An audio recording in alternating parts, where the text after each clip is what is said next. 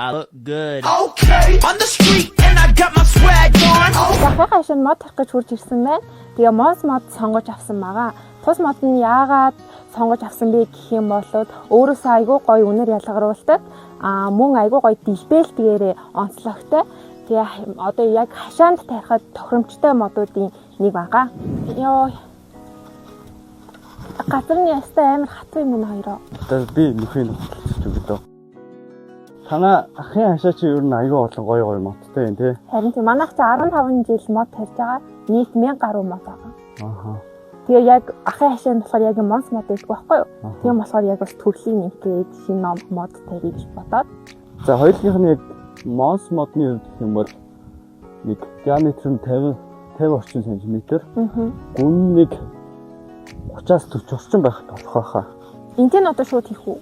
Тэгээ ерөнхийдөө энд шууд хийх нэг бордоо болчдөг мочтой байдаг юм шиг зэрэг мөн. Би болохоор яг ингээд энийг нь аваад энэс нь гараад.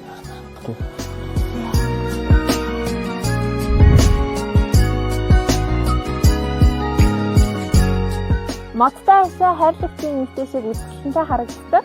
Хашаандаа мод туцгаая.